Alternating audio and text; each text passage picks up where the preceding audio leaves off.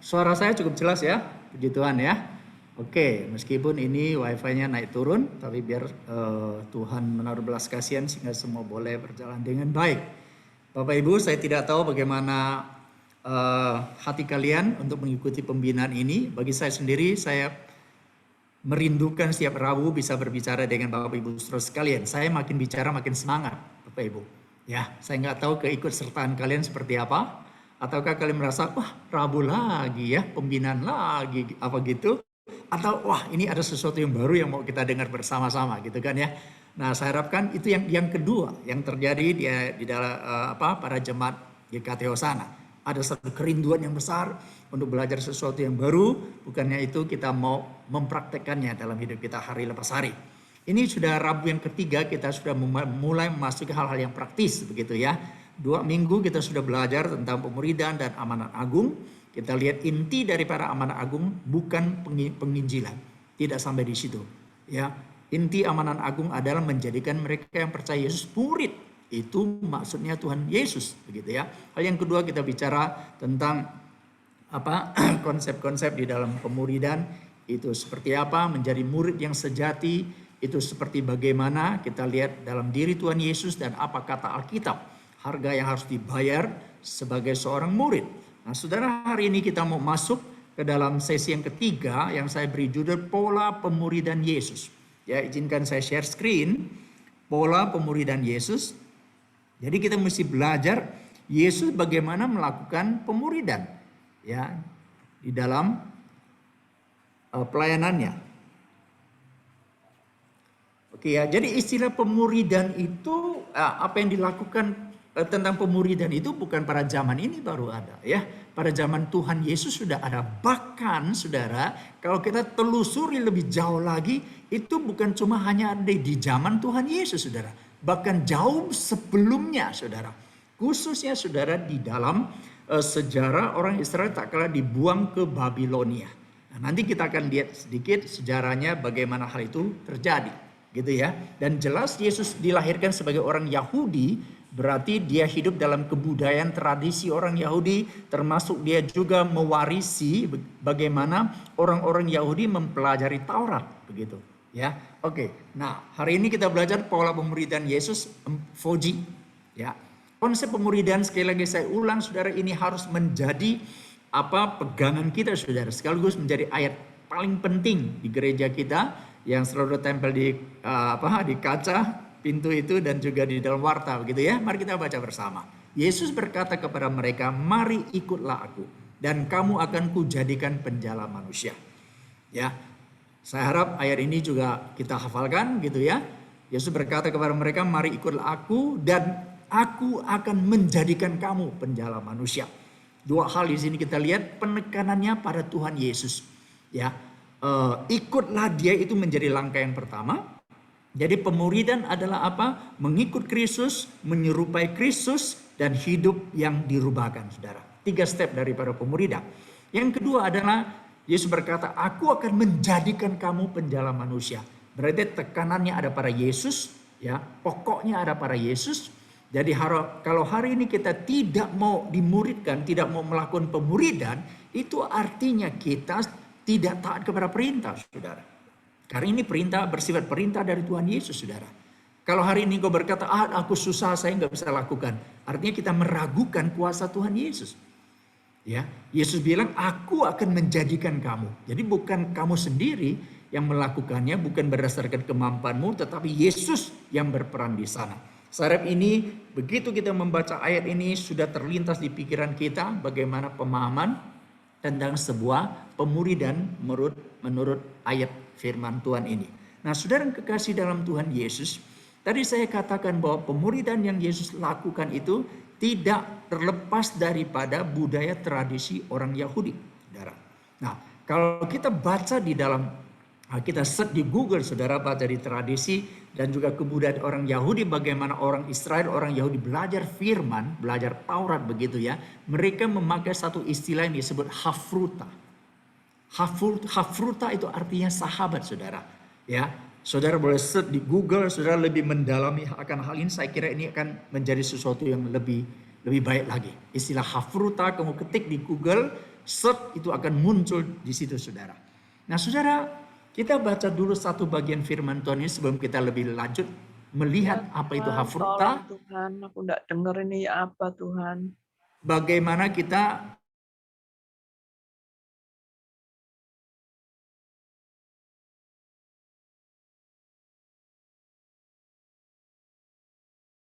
nanti nggak kedengaran. Oke? Sudah ya?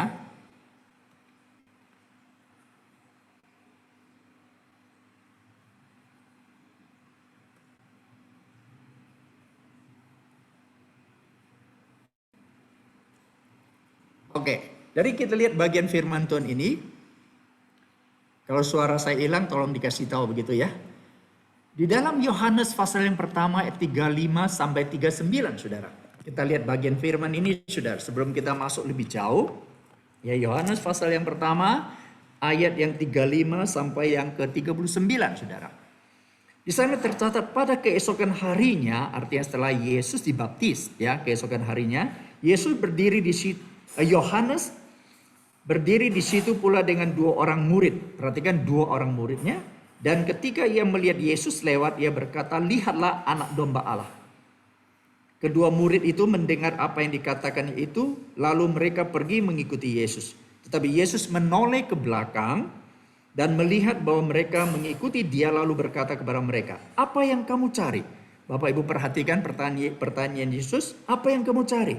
Kata mereka kepadanya, Rabi, artinya guru, di manakah engkau tinggal? Perhatikan, Yesus tanya, apa yang kau cari? Mereka jawab, di mana engkau tinggal? Ia berkata kepada mereka, marilah dan kamu akan melihatnya. Alkitab mengatakan mereka pun datang dan melihat di mana ia tinggal. Dan hari itu mereka tinggal bersama-sama dengan dia. Waktu itu kira-kira pukul 4. Nah saudara-saudara yang kekasih, ini cerita tentang pemanggilan murid-murid yang pertama. Begitu kan ya. Yang dicatat oleh Yohanes. Nah di situ dikatakan bahwa keesokan harinya, sebenarnya dalam ayat ini saudara itu sudah 2 hari saudara ya. Keesokan hari yang pertama itu adalah setelah Yesus dibaptis ya. Lalu keesokan harinya. Kemudian ayat 40 mulai itu keesokan harinya lagi saudara. Saudara buka Alkitabnya. Kemudian ayat 43 keesokan harinya lagi saudara ya. Itu tidak di dalam hari yang sama saudara ya. Jadi ini kita melihat urutan waktunya seperti itu.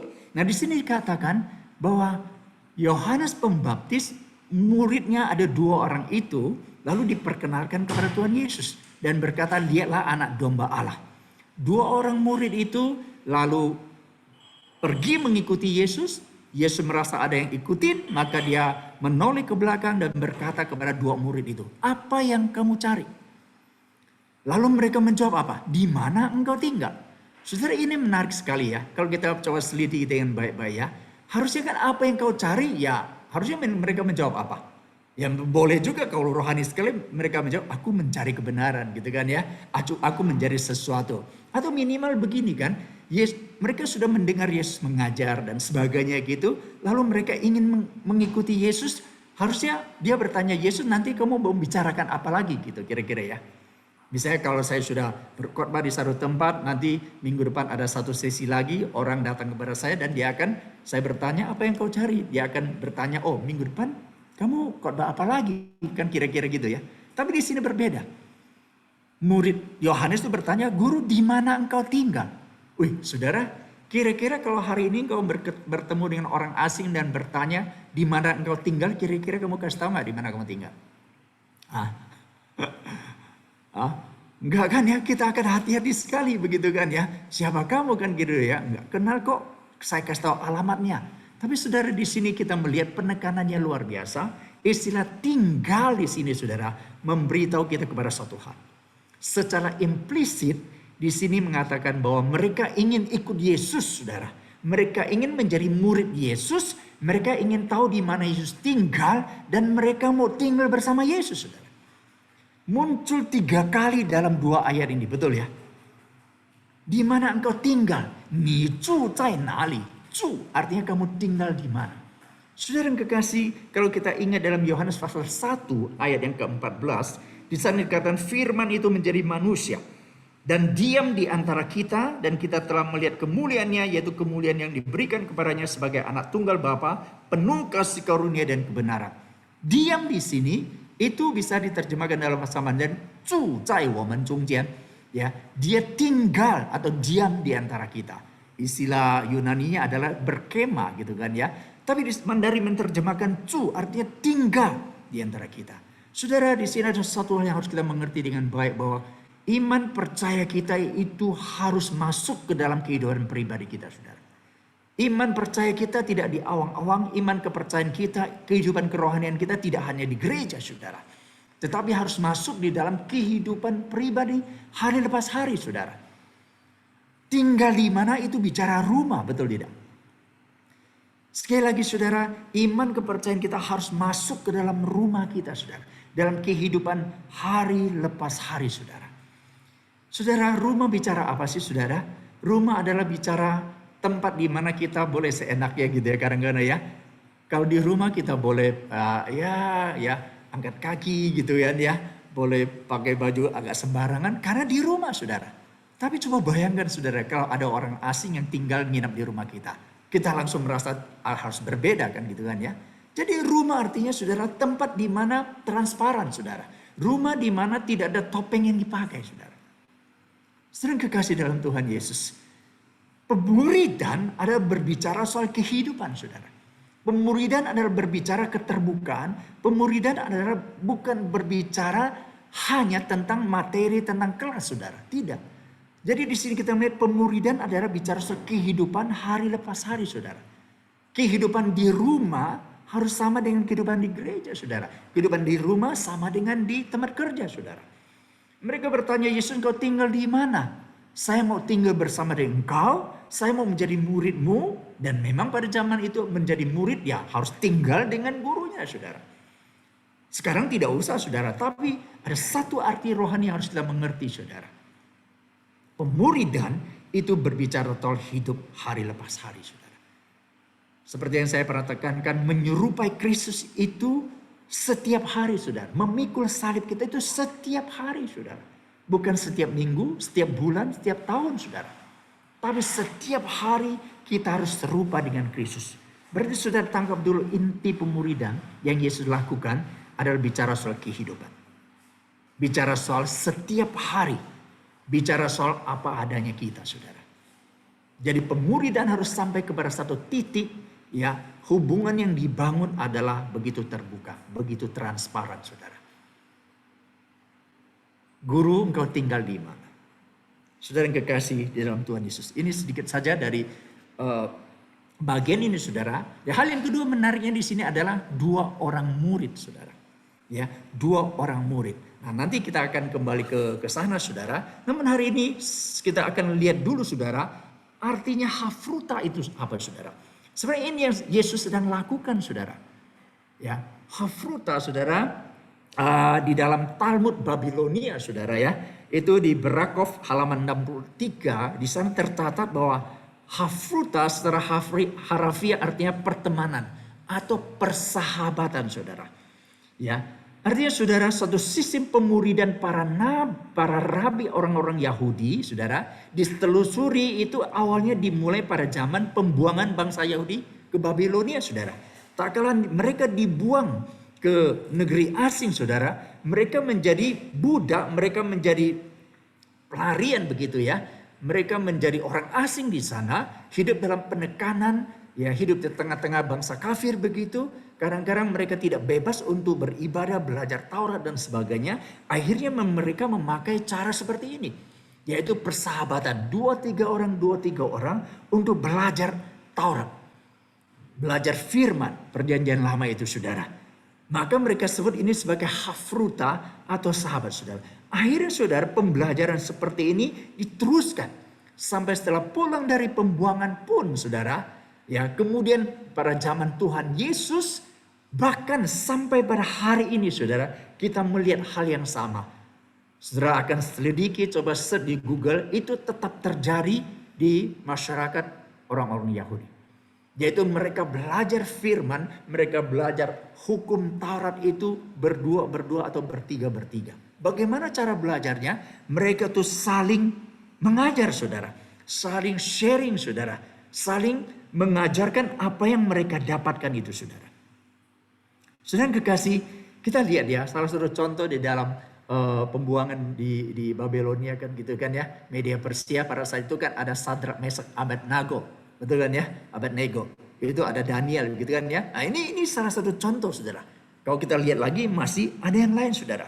Sekali lagi sebuah metode belajar yang digunakan orang-orang Israel yang sampai hari ini, saudara, secara bersama tapi dalam kelompok yang sangat kecil, 2-3 orang, dan saling mengajar, saudara. Di dalam kelompok kecil seperti ini, saudara.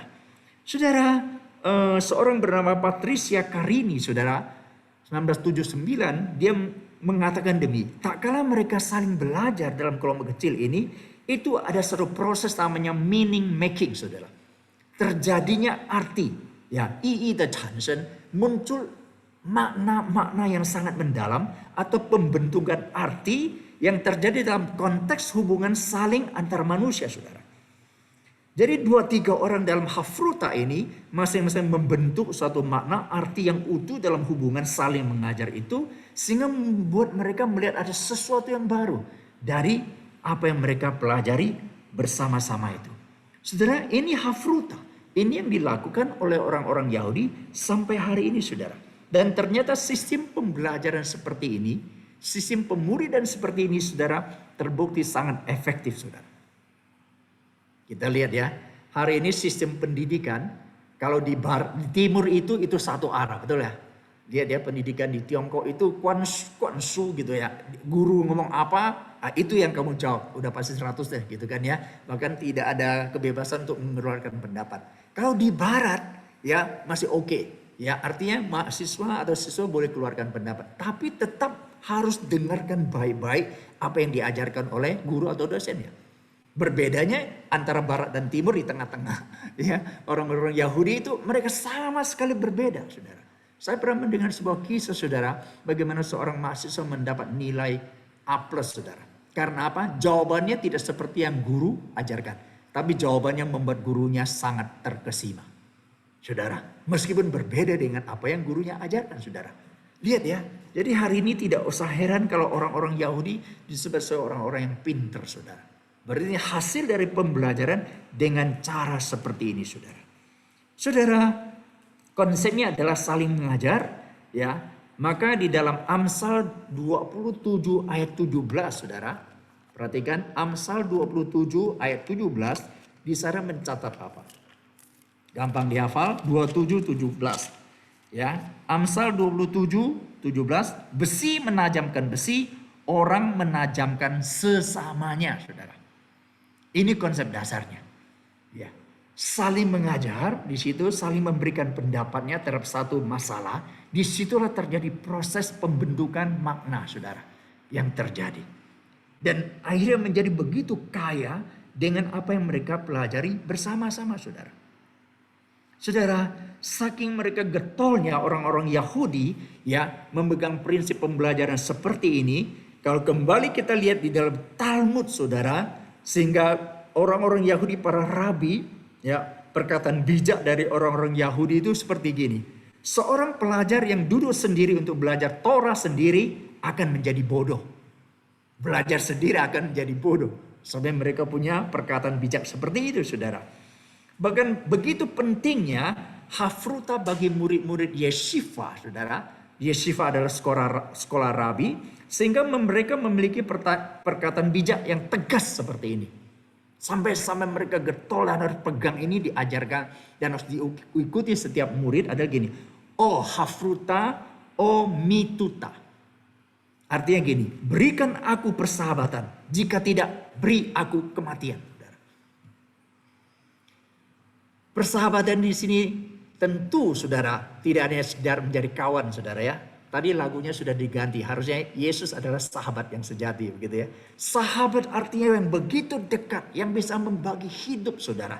Menangis bersama, ketawa bersama, ya saling mendukung, ya saling menguatkan satu dengan yang lain, saudara.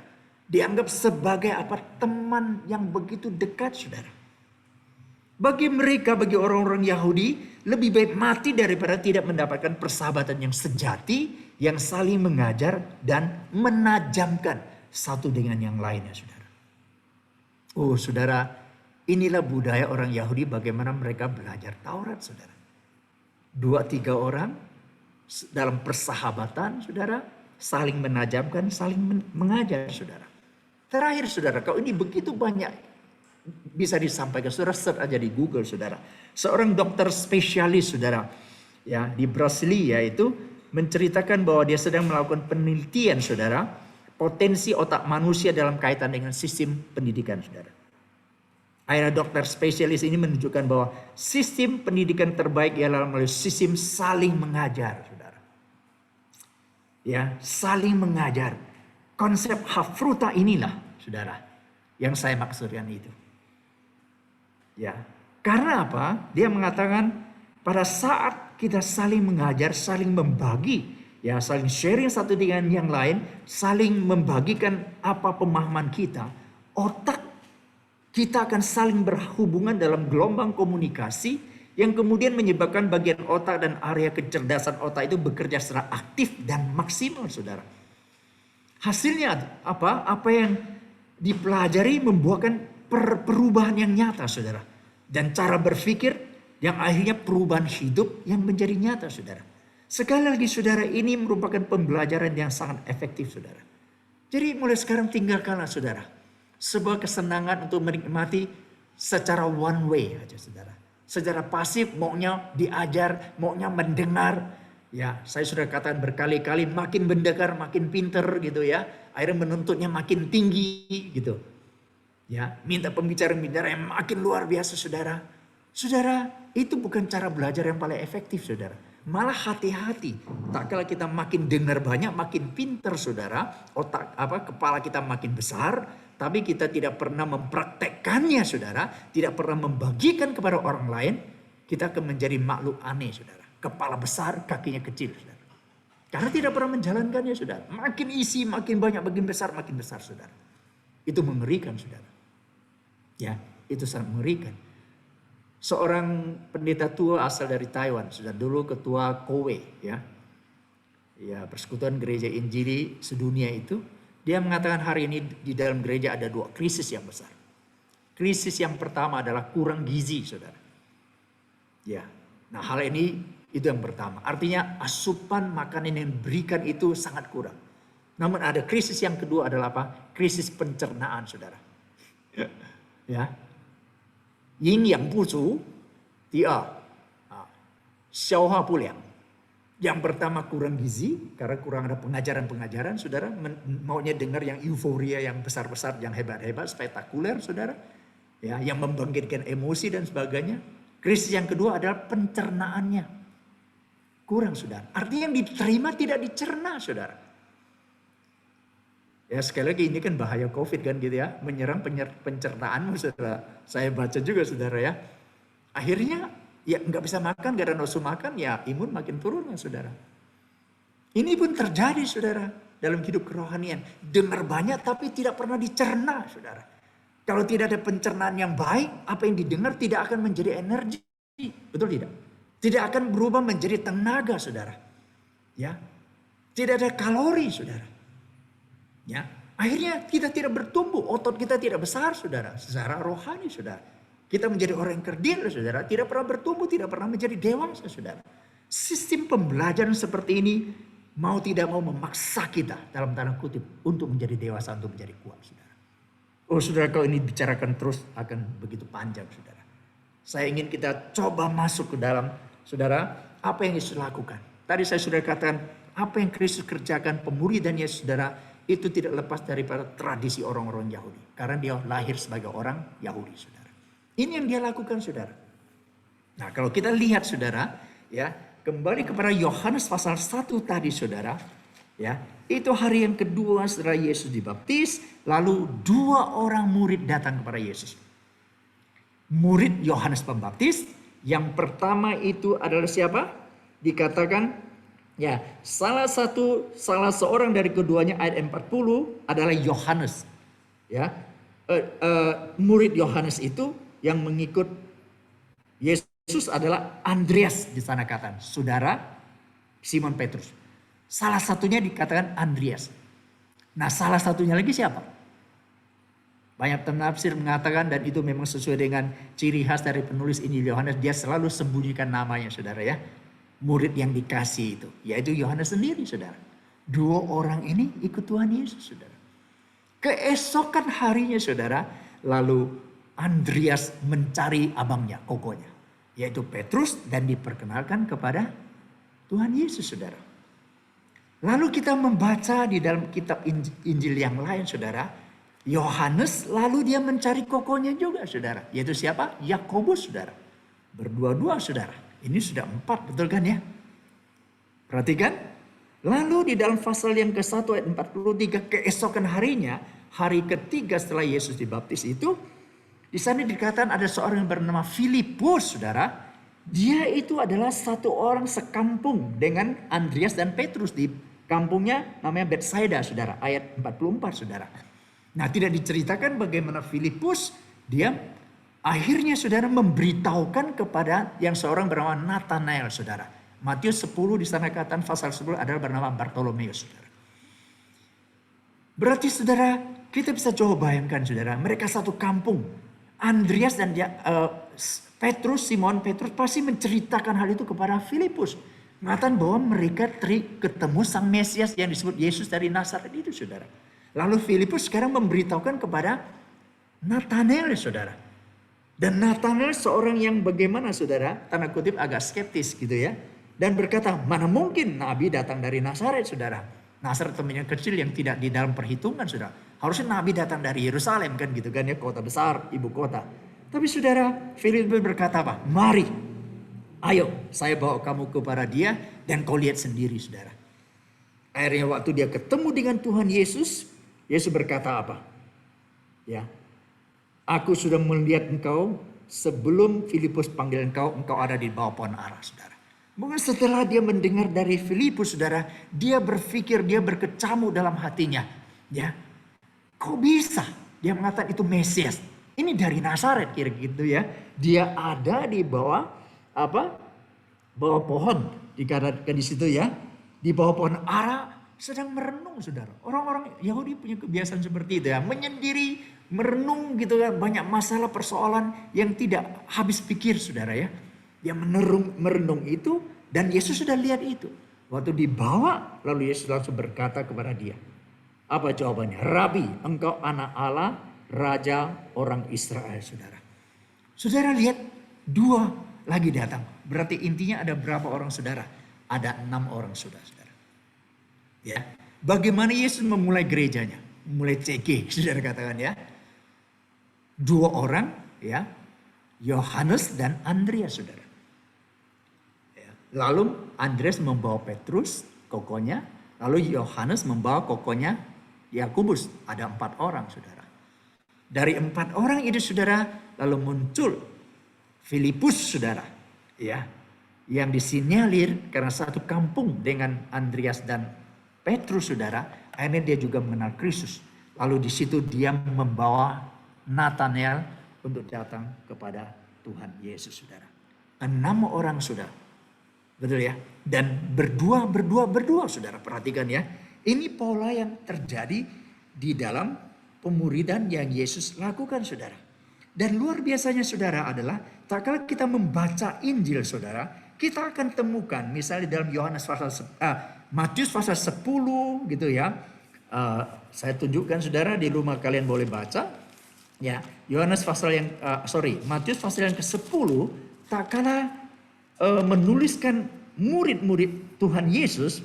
Ya, Matius pasal 10. Inilah nama ke-12 rasul itu. Pertama Simon yang disebut Petrus dan Andreas saudaranya. Yakobus anak Zebedeus dan Yohanes saudaranya. Lihat ya, Filipus dan Bartolomeus. Nah, ini ya Nathanael. Ya, Thomas dan Matius pemungut cukai, Yakobus dan Tadeus, Simon orang Zelot dan Yudas Iskariot. Oh, saudara, ini kita bisa lihat lagi dalam Lukas pasal 6 ya. Dan dalam Kisah dikatakan dan teman sekerjanya. Istilah dan di sini, saudara, kai bahasa Yunaninya, itu bukannya sekedar sekedar dua atau lebih hal yang didaftarkan deretan seperti itu, saudara. Tidak. Tapi itu menunjukkan ada satu bagian sambungan, kata sambung yang menghubungkan satu dengan yang lain yang begitu dekat, saudara. Saudara, itu yang terjadi, saudara. Dari Injil kalau kita mau teliti dengan baik-baik, saudara. Lihat ya. Dan seperti kita ketahui, saudara, ya, di antara murid-murid Tuhan Yesus yang 12 itu, saudara bisa lihat dua, saudara. Kemudian ada 3 orang yang sangat dekat dengan Tuhan Yesus. Petrus, Yakobus, dan Yohanes. Betul, di situ pakai dan, saudara. Ya, Petrus di sana dikatakan tadi temannya Petrus. Yakobus disebut, Yohanes dan Yakobus disebut temannya Petrus. Koinos, ya, koinonos, saudara. Ya, dari koinonia, ya, persekutuan, artinya pertemanan yang sangat erat satu dengan yang lain, saudara. Saudara, dari beberapa hal ini kita sudah bisa menyimpulkan satu hal, saudara. Ternyata pemuridan yang Yesus lakukan, iya ada 12 murid. Tapi dari 12 murid itu, saudara, itu mereka ada hafruta di dalamnya, saudara. Yaitu 2, saudara. Waktu Yesus ingat, ya, pada pasal Matius pasal yang ke-13, ya, di sana Yesus mengutus mereka, saudara, ya. Mengutus mereka pergi, saudara. Dikatakan bahwa di dalam Lukas tadi pasal 6 gitu kan, diutus berdua untuk pergi, saudara. Berdua, saudara. Sebagai teman berdua itu mereka diutus pergi untuk memberitakan Injil, saudara. Itu yang Yesus Kristus lakukan, saudara. Saudara kekasih, menarik sekali kalau kita coba telusuri semua itu. Nanti terakhir saya akan coba berikan sebuah data. Kita akan terkesima, saudara. Dan ternyata itulah yang dilakukan Yesus kepada murid-muridnya. Dan setelah Yesus naik ke surga, itu yang dilakukan oleh gereja mula-mula, saudara.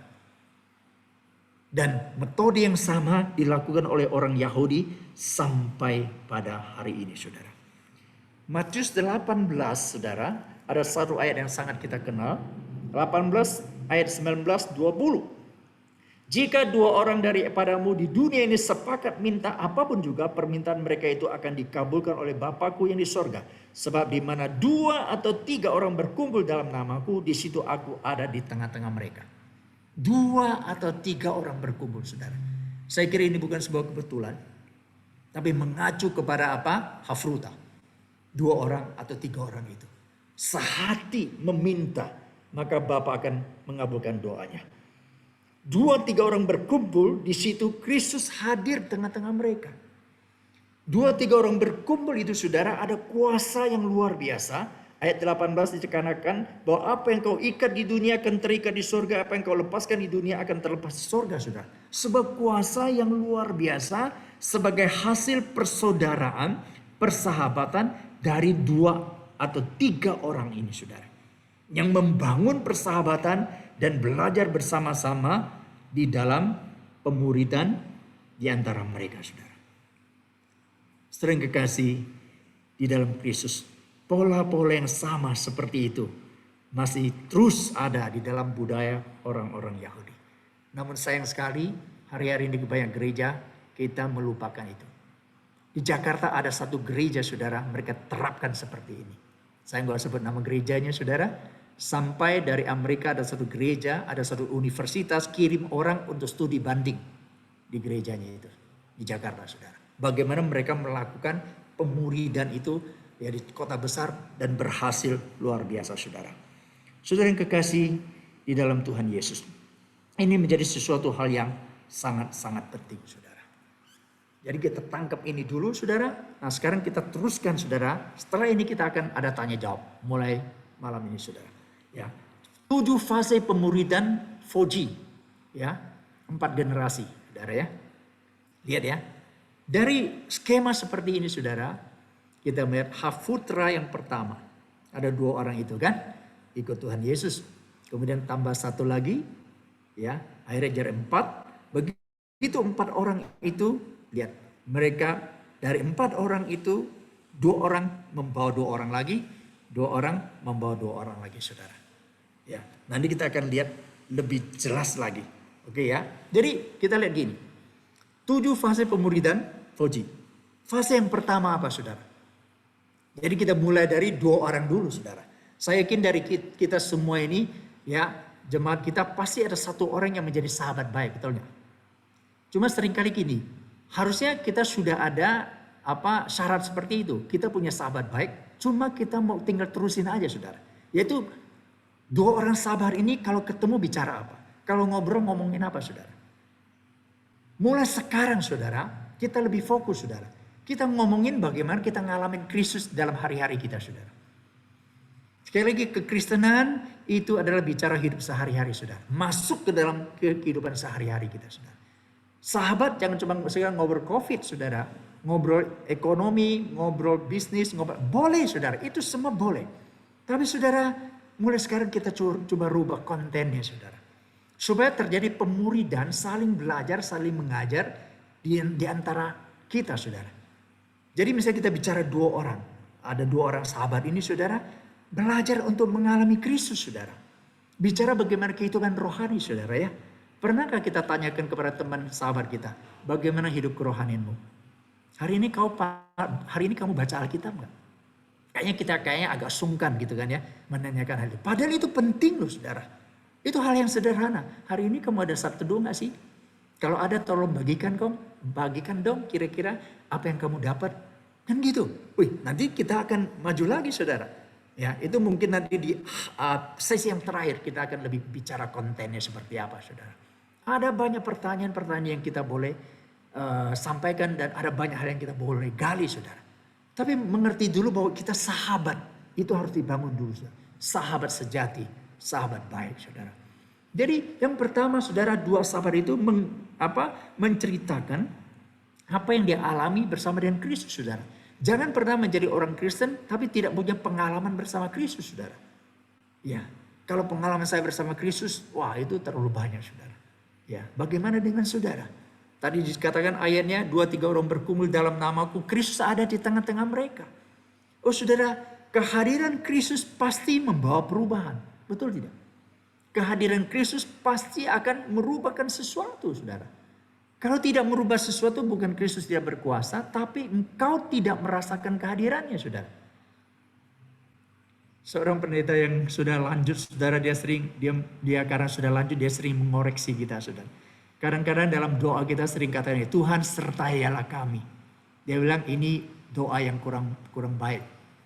Ya, artinya sebelum doa dinaikkan, Tuhan sertailah aku, berarti Tuhan gak sertai kita gitu kira-kira. Waktu kita doa Tuhan sertai aku, baru sertai aku gitu. Kan kira-kira gitu ya nalarnya ya. Harusnya kita berdoa beda sudah. Doanya apa? Tuhan biar aku mengalami penyertaan-Mu. Aku menyadari kehadiran-Mu dalam hidupku. Ingat kisahnya Yakub di Betel itu. Waktu dia tidur saudara, lihat tangga dari langit ke bumi itu. Dia bangun, dia berkata apa? Ini adalah pintu surga. Allah ada di sini, namun saya tidak tahu saudara.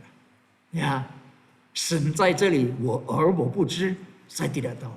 Saudara, Tuhan selalu ada bersama dengan kita. Pertanyaan kita adalah, alami nggak kita? Menyadari nggak saudara? Bukan cuma itu, kita menikmati kehadirannya nggak saudara? Ya, lalu kita memberitakan kehadirannya nggak? Lalu kita mengabarkan nggak penyertaannya dalam hidup kita? Mengalami Kristus saudara. Share bagaimana hidupmu oleh karena Kristus merubahkan engkau saudara. Di dalam hafruta saudara. Ya, Kristus hadir pasti ada yang terjadi di dalam hidup kita saudara.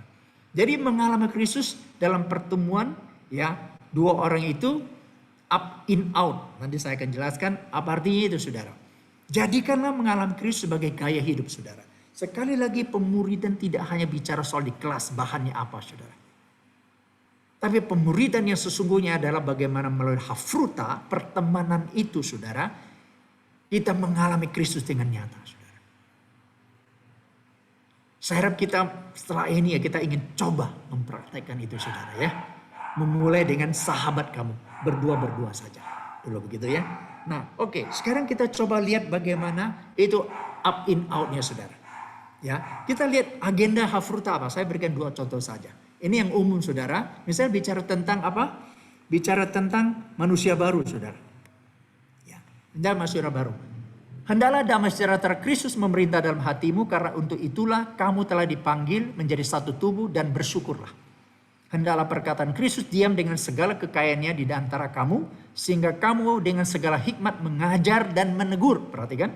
Sehingga kamu dengan segala hikmat mengajar dan menegur seorang akan yang lain, dan sambil menyanyikan mazmur dan puji-pujian dan nyanyian rohani, kamu mengucap syukur kepada Allah di dalam hatimu. Dan segala sesuatu yang kamu lakukan dengan perkataan atau perbuatan, lakukanlah semuanya itu dalam nama Tuhan Yesus, sambil mengucap syukur oleh Dia kepada Allah Bapa kita. Dalam agenda Hafruta itu saudara, up in out itu apa saudara? Dari ayat-ayat ini saudara, up-nya apa saudara? Up-nya adalah bicara soal hubungan damai sejahtera saudara. Bagaimana hubungan kita dengan Tuhan saudara? Itu yang didiskusikan saudara. Di dalam Hafruta. Itu yang ditanyakan saudara. Bagaimana hubungan kamu dengan Tuhan hari ini saudara? Atau selama ini bagaimana? Apa sebabnya? Ya, hal-hal yang berkaitan dengan yang sangat mendasar saudara. Ya. Boleh juga saudara. Yang pertama, tanyakan, make sure kalau dirasakan dari sharing pergumulannya itu ada rasa kok sepertinya dia belum lahir baru gitu ya. Hubungannya dengan Allah, dengan up ke atas itu kayaknya belum beres gitu ya. Sekali lagi harus diberitakan Injil saudara. Ceritakan tentang manusia diselamatkan karena anugerah saudara. Ya, setelah itu saudara baru masuk ke dalam hubungan bagaimana setelah diselamatkan saudara. Alkitab mengatakan dosa selalu menjadi penghalang.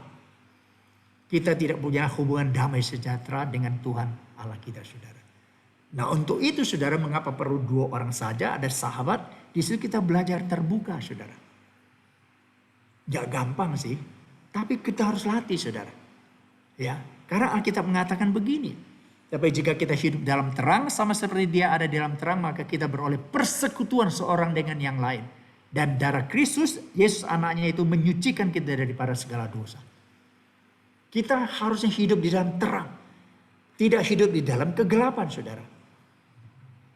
Dosa selalu bertumbuh dengan subur di dalam kegelapan saudara. Perhatikan saudara ya. Keterbukaan awal pemulihan saudara ya. Awal kesembuhan. Segala sesuatu yang kau simpan di dalam hatimu yang paling dalam, paling gelap, itu selalu akan mengikat kamu. Dan kau hidup di dalam kegelapan saudara. Maka kita perlu seorang sahabat untuk menolong kita saudara. Yakub 1 Yohanes katakan jika kita mengaku dosa kita, ia adalah setia dan adil sehingga ia akan mengampuni segala dosa kita dan menyucikan kita dari segala kejahatan. Saling mengaku dosa saudara. Ya, Yakobus 5:16 ya, hendak engkau saling mengaku dosa supaya engkau sembuh saudara. Karena doa orang benar sangat besar kuasanya. Doa orang benar yang seperti apa? Yang tidak berbuat dosa, yang tidak terikat dengan dosa, yang tidak hidup dalam kebiasaan berbuat dosa, yang tidak hidup di dalam kegelapan saudara. Saling mengaku saudara, supaya didoakan saudara. Intinya adalah bangun hubungan yang damai sejahtera dengan Tuhan Allah di surga. Ini harus menjadi pokok pembicaraan kita saudara. Ya, pemuridan baru akan jalan saudara.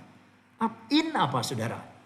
In berbicara di dalam saudara. Ayat 16 tadi mengatakan perkataan Kristus diam dengan segala kekayaannya di antara kamu.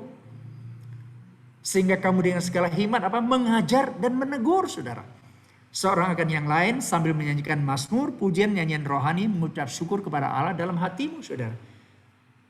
In artinya di antara kita saudara, kita saling mengajar firman saudara. Dan dikasarkan saling menegur saudara.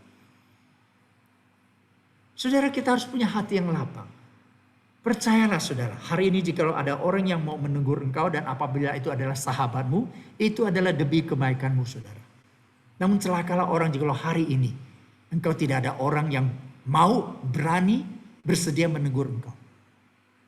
Artinya engkau tidak akan pernah bertumbuh lagi. Dan untuk selamanya engkau tidak akan tahu di mana kelemahan dan kekuranganmu saudara. Saudara, sejak saya masuk ke gereja ini saya sudah open. Saya berkata kalau engkau melihat saya ada sesuatu yang kurang, yang tidak berkenan, tidak sesuai dengan firman, datang cari, tegur, nasihati. Mengapa saudara? Memang gak enak ditegur ya. Tapi kalau sahabat yang kita tahu dia demi kebaikanmu, sudah bersyukurlah. Kalau hari ini masih ada orang yang menegur engkau, menasihati engkau, bersyukur saudara. Artinya engkau masih terus bertumbuh. Kalau enggak ada, celaka saudara-saudara. Ini harus kita belajar saudara. Dalam hafruta itu paling gampang dan paling mudah kan begitu kan ya. Menegur, saling menegur dan saling mengajar satu dengan yang lain saudara. Dan terima itu dengan hati yang lapang saudara. Itu pemuridan saudara. Ya, berkaitan dengan kehidupan hari lepas hari saudara. Lalu di sana dikatakan sambil dia menyanyikan mazmur, pujian, nyanyian rohani, bersyukur kepada Tuhan. Perhatikan ya, di bawahnya saya kasih huruf yang besar, bukan menghakimi ya. Bukan mengkritik, bukan menilai, bukan membanding-bandingkan dengan orang lain. Beda banget saudara. Ya, menghakimi itu tujuannya seolah-olah saya lebih baik dari kamu. Tidak, saudara. Mengkritik, wah apalagi saudara ya, bisa merobohkan saudara, destruktif kan gitu kan ya. Menilai, wah apalagi saudara ya, seolah-olah kamu lebih sempurna dari dia, kamu masih jauh, masih parah. Tidak saudara, menegur bukan seperti itu. Juga tidak membanding-bandingkan saudara. Tapi kita memberitahu kepada dia saudara, sebagai teman sahabat yang baik, demi kebaikan dia saudara. Nah ini kira-kira dari ayat contoh tadi, dan tentu masih banyak yang lain saudara. Ya, dari Alkitab, dari satu perikop, dari satu ayat begitu.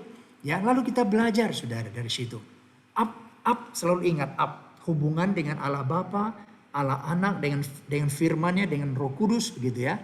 Nanti di sesi terakhir kita akan lebih detail lagi saudara. Ya, in artinya kita saling mengajar satu dengan yang lain. Ada sesuatu yang di dalam yang harus dirubah begitu. Ya, out itu apa saudara? Out itu adalah melatih, mempraktekkan saudara. Firman itu saudara. Ya, dan segala sesuatu yang kamu lakukan dengan perkataan atau perbuatan, lakukanlah semuanya itu dalam nama Yesus sambil mengucap syukur oleh Dia kepada Allah Bapa kita saudara. Bantu sahabat kita untuk mempraktekkannya saudara. Bagaimana membantu saudara?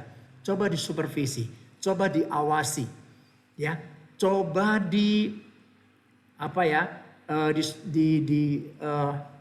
ditanyakan, saudara.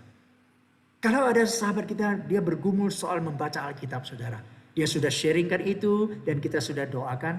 Besoknya tolong ditanyakan, hari ini sudah baca belum? Nah begitu saudara, ya kan? Itu hal yang sederhana saudara. Akhirnya sampai terjadi sebuah kebiasaan baru. Yaitu dia membaca Alkitab bukan karena takut ditanya. Tapi itu sudah membangun kebiasaan yang baru saudara. Ini harus ditolong begitu saudara. Sudah mulai belum berdoa dengan istri di rumah? Gitu loh. Besoknya ditanyakan lagi saudara. Ada kesulitannya di mana begitu ya. Carikan solusinya saudara. Membantu murid sahabatmu mentaati firman saudara. Lihat ya. Mengingatkan, saling menjaga sebagai brother keeper begitu ya. Melatih kebiasaan baru saudara. Oh saudara, semua itu harus dilatih. Gak mungkin mendadak turun dari surga. Gak akan saudara. Dan saya melihat ini jemaat kita masih banyak dalam hal seperti ini harus kita latih baik-baik saudara. Akhirnya menjadi sebuah kebiasaan. Ya, kebiasaan yang baru saudara. Maka percayalah dengan kita akan terus bertumbuh saudara. Itu bisa dikerjakan di dalam hafruta saudara. Lakukanlah semua itu dalam nama Tuhan saudara. Untuk Tuhan, demi Tuhan saudara. Saudara, ini up in out saudara. Ini yang harus sering kita lakukan saudara. Atau salah satu contoh saudara di dalam komisi pria. Ya. Saya sudah menyampaikan bagaimana menjadi seorang pria dewasa, ya, pria yang tangguh, masih ingat yang hadir komisi pria itu, ya, dari firman yang saya sampaikan 1 Korintus 10 ayat 1 sampai 11 itu, ya, belajar dari sejarah Israel, mengapa mereka akhirnya berkeliling 40 tahun di padang gurun, saudara, ya, sebagian besar mereka mati di padang gurun, tinggal 20 tahun ke atas yang keluar dari Mesir itu, ya. 30 tahun ke atas yang keluar dari Mesir itu, 2 yang masuk, Yosua dan Kaleb. Musa pun tidak masuk. Alkitab katakan mereka mati di padang gurun. Karena apa? Nah di sini kita jelaskan ada 5 dosa. Betul gak? Yang membuat orang Israel mati di padang gurun. Membuat pria tidak bisa menjadi pria yang kuat, yang tangguh, yang kedewasaan rohaninya bertumbuh, saudara. Nah, saudara bisa memakai cara hafruta ya dengan menanyakan ini. Ya, kelima dosa itu apa sih? Lalu disebutkan, ya di situ ada dikatakan keinginan jahat, yang menyembah berhala, mencobai Tuhan, ya bersungut-sungut dan percabulan. Lalu ditanyakan lagi dari kelima dosa ini mana yang perlu kau akui, saudara, yang masih mengikat. Ya, dari 5 itu, saudara. Mungkin akan ada yang berkata masih bersungut-sungut, saudara. Ya, tidak tahu bersyukur. Lalu saling mengajar bagaimana kita bisa menang atas kelima dosa itu, saudara. Ya kan, ini contoh yang sangat konkret, saudara. Jadi nanti kita akan dalam kebaktian umum atau dalam doa malam gitu ya, begitu firman atau dalam komisi gitu ya, firmannya lalu dibawanya saya akan minta setiap kali ada pertanyaan-pertanyaan, saudara. Dan pertanyaan-pertanyaan inilah yang di-sharingkan di dalam hafruta, saling mengajar begitu, saling mendoakan, saudara. Saling membantu teman kita untuk mempraktekkan firman. Ini agendanya, saudara. Ya, dalam hafruta. Tangkap ya. Ini saya berikan 2 contoh saja. Nah, sekarang step yang kedua, saudara. 2 orang ini kalau sudah membangun persahabatan gitu kan ya, sudah saling terbuka, saling mengingatkan, saling mengajar ya, saling memperdulikan, saling menjaga satu dengan yang lain. Saudara, apa yang harus dilakukan? Tidak berhenti di situ, saudara. Lalu menikmati sama Tuhan Yesus datang. Aduh, betapa enaknya saya punya sahabat baik gitu ya. Kalau saya ada masalah, dia bisa doakan, dia memperhatikan saya. Tidak berhenti di situ, saudara. Itu bukan pemuridan, saudara. Step yang kedua, saudara, hafruta memenangkan orang lain, saudara. Mencari jiwa baru, saudara. Hari ini banyak gereja pemuridan tidak jalan karena apa? Kita sangat menikmati sel grup kita, sangat menikmati hafruta kita. Akhirnya kita lupa penginjilan, lupa cari orang baru, saudara. Lihat apa yang Andreas lakukan, saudara. Setelah dia bertemu dengan Kristus, saudara, bersama dengan Yohanes, lalu dia cari kokonya. Yohanes cari kokonya Yakobus juga, saudara. Cari orang. Filipus cari Nathanael, saudara. Saudara, di sini hafruta artinya berdua cari, saudara. Kerjasama yang baik untuk mencari orang. Intinya adalah harus ada penginjilan, saudara. Gereja tanpa penginjilan tunggu mati aja udah. Dan ini harus dilakukan, saudara. Jadi penginjilan cari jiwa bukan hanya tugas majelis hamba Tuhan gitu ya, pengerja. Enggak, sudah setiap orang Kristen. Masih ingat? Amanat agung diberikan kepada murid yang biasa-biasa. Yang masih beberapa mereka ragu dengan keberkhianatan Yesus, saudara. Kepada engkau dan saya, kepada setiap orang, saudara. Jadi setelah 2 orang membangun persahabatan itu, saudara. Lalu sampai pada satu waktu dia harus out, saudara. Dia harus keluar. Mencari jiwa, saudara. Kalau tidak mencari jiwa baru, nah begini, boleh pilihan yang kedua, saudara. Coba cari murid yang lain yang di dalam gereja kita, saudara. Yang belum ikut di dalam pemuridan ini, saudara. Dengan membangun persahabatan dengan dia. Sekarang kan kamu sudah berdua, gitu kira-kira ya, contoh konkretnya ya. Lalu kamu berdua cari 1 orang lagi, saudara. Untuk kau muridkan, saudara. Ya. Salah satunya mencari dia, saudara. Misalnya Andreas mencari Simon, kan gitu kan ya. Lalu dia dengan kokonya itu menjadi satu hafruta, saudara. Kalau jadi contoh konkret misalnya saya ya dengan Pak Hadi, gitu kan ya, menjadi sebuah hafruta. Setelah ada satu waktu, saudara, kita harus mencari murid yang baru atau jiwa yang baru, saudara. Atau pergi penginjilan, gitu kan ya. Atau mencari murid yang baru. Kalau di gereja kita sekarang ini, ya bisa kita berdua. Misalnya Pak Hadi cari 1 orang temannya, teman Pak Hadi. Untuk coba sharekan, bangun persahabatan itu. Dan kalau sudah terjadi itu, saya diikutkan, saudara. Untuk membantu, saudara ya. Tapi kan gini, mungkin orang itu ya nggak bisa terbuka dengan saya. Tapi dia bisa terbuka dengan Pak Hadi. Gitu kan ya. Nah, saya sebagai yang membantu. Ya, ada hafruta memenangkan orang lain, saudara. Ini step yang kedua, saudara. Kita masih ada step sampai 7 loh saudara. Ini baru yang kedua saudara. Ya, cari satu murid dan bantu dia bangun lagi. Sementara itu saya dengan Pak Hadi tetap saudara. Tidak lepas saudara, tidak bubar saudara. Ya, berarti Hafruta sudah mulai memenangkan orang lain.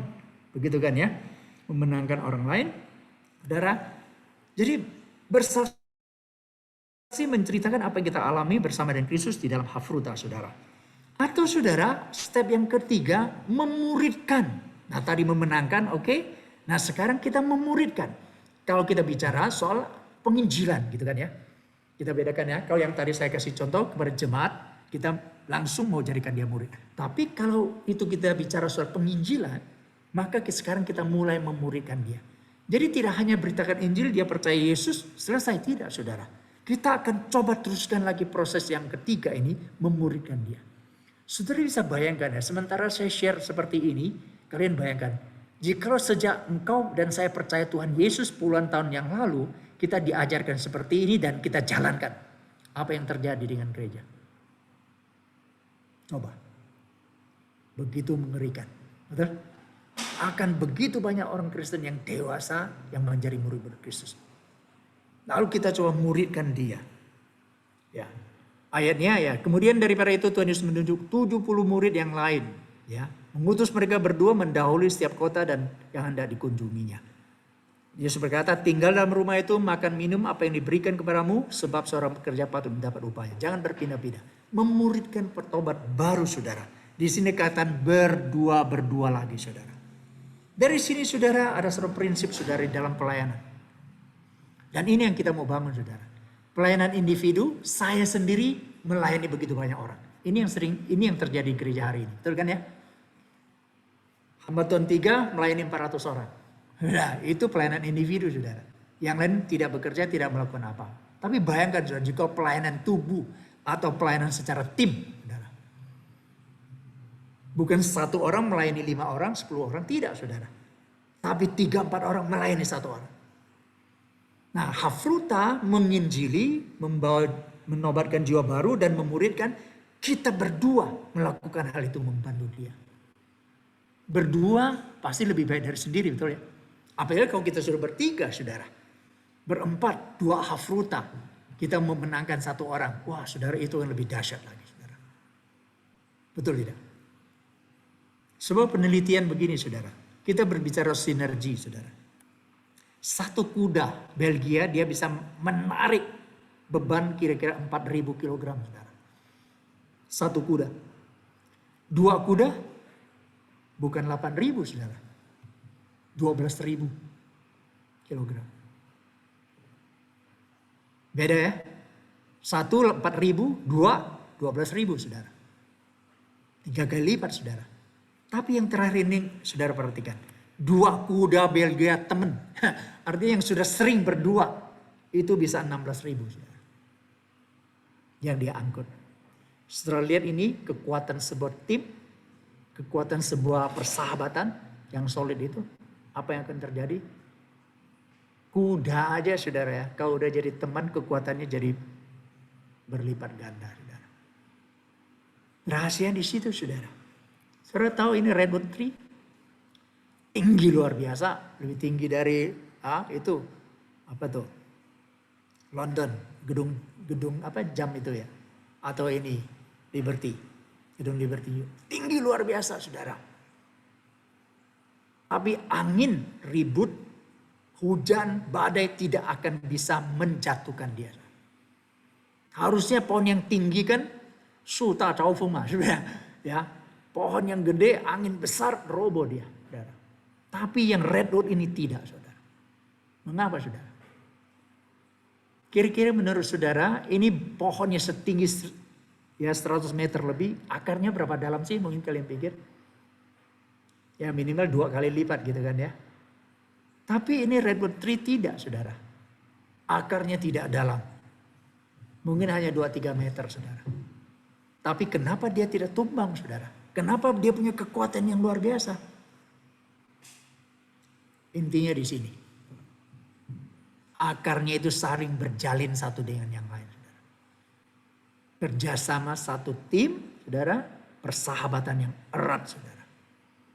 Angin badai tidak akan menumbangkan dia, saudara.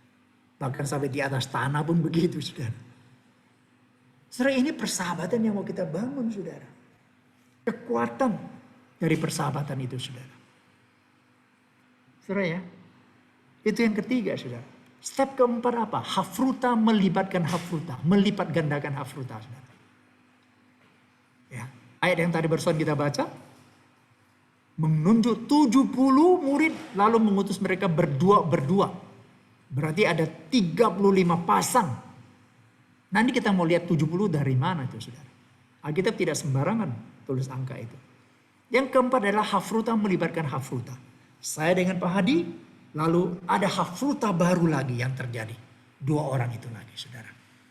Ya, itu udah mulai pelipat gandaan, saudara. Pelipat gandaan terjadi, betul ya. Jadi ada hafruta yang baru, 2 orang bersahabat lagi terjadi, saudara. Dan melakukan persis apa yang kita lakukan hafruta yang pertama itu. Ya, up in down itu, saudara. Ya, itu terjadi lagi seperti itu, saudara. Ini baru generasi kedua kan ya. Seperti itu, saudara. Nah, hafruta yang pertama terus, saudara. Sudah melipat ganda, saudara. Maka step yang kelima adalah membapai, saudara. Ini konsep yang saya sudah ajarkan kan. Rasul Paulus katakan gini, kamu tahu betapa kami seperti bapa terhadap anak-anaknya, telah menasihati kamu dan menguatkan hatimu seorang demi seorang. Dan meminta dengan sangat supaya kamu hidup sesuai dengan kehendak Allah yang memanggil kamu ke dalam kerajaan dan kemuliaannya, saudara. Jadi dibapain, saudara. Artinya ditempelin, gitu kan ya. Diikutin, ditanyain, saudara. Kan gitu. Ada kesulitan apa enggak, gitu kan ya. Selama ini ada pertumbuhan apa enggak, gitu loh. Jadi harus terus menerus ditanyakan. Itu artinya dibapain, saudara. Ya. Bapak apa sih, saudara? Kita siap untuk memenuhi segala kebutuhannya, kan gitu kan ya. Kalau dia ada kesulitan apa, ada persoalan apa, dia cari kita, kan begitu. Nah, ini harus dibapain, ini step yang kelima, saudara. Ya.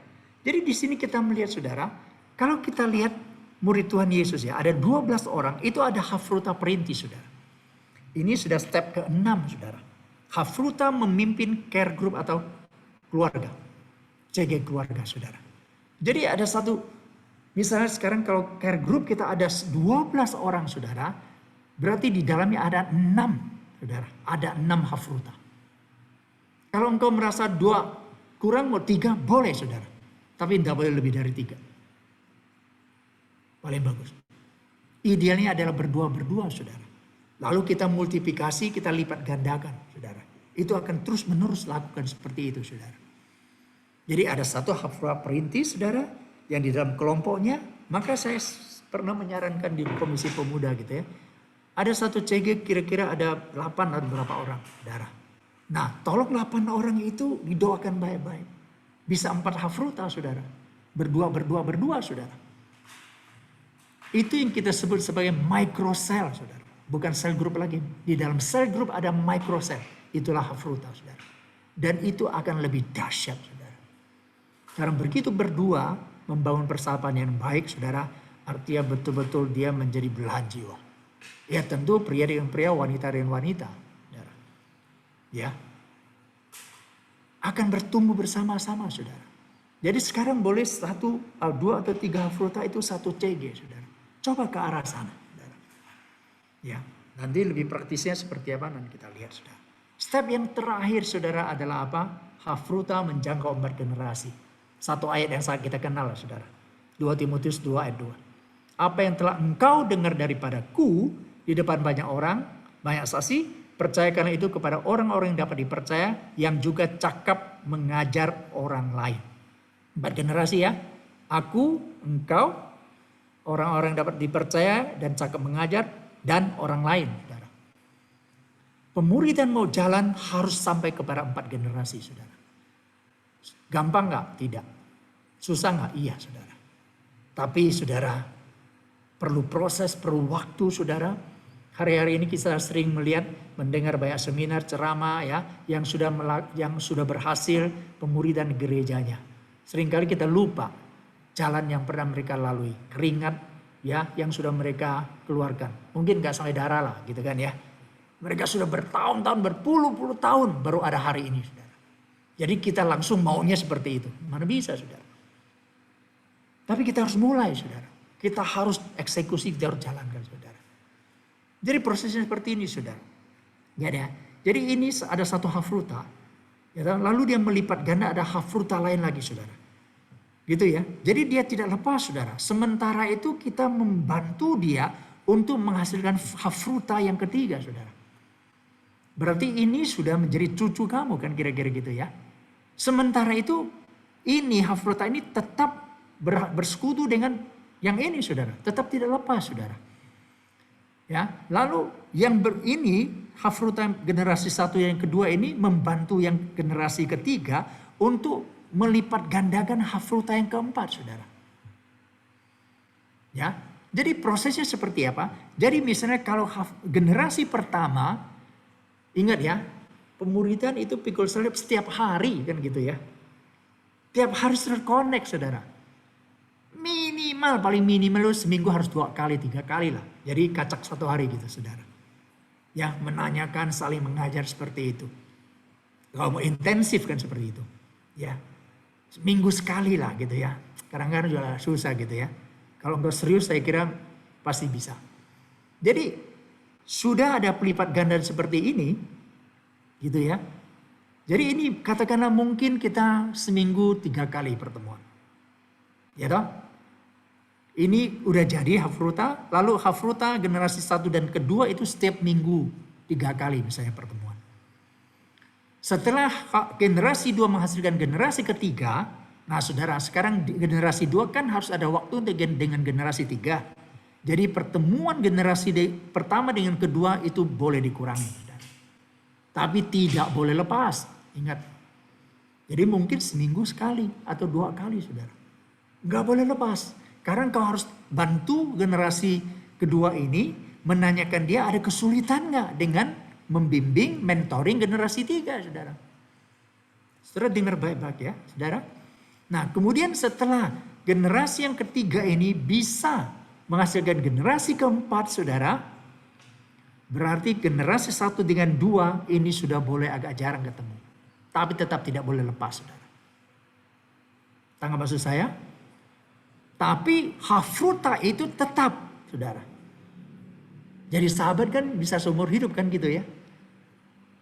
Ya kan? Tapi bukan berarti lalu kamu tidak melakukan apa-apa.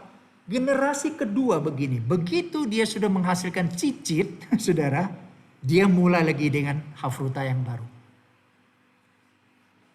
Saudara yang ahli matematika coba dihitung, saudara, nanti seperti apa. Ya. Ini udah direct ukur kan gitu ya. Bukan direct hitung lagi. Tangkap maksud saya? Ya kan? Jadi sudah sampai 4 generasi ini, saudara.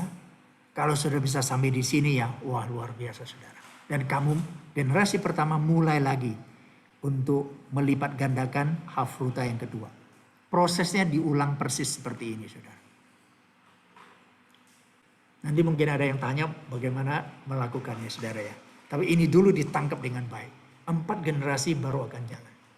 Kalau tidak, saudara, pemuridan akan mandek. Pemuridan akan mandek, saudara. Jadi pemuridan tidak berbicara saya memimpin banyak orang. Tidak, saudara. Itu salah konsep, saudara. Pemuridan adalah saya punya sahabat di hafruta. Kemudian saya melipat gandakan. Berarti gini, kalau hafruta saya berarti saya harus generasi ya yang pertama, kedua, ketiga ini menjadi bagian saya. Berarti 8 orang ini, saudara. Kalau boleh katakan 6 orang inilah, saudara, yang harus saya fokus banget, saudara. Oleh generasi yang pertama ini. Dan ini harus terus dipertahankan. Tangkap maksudnya?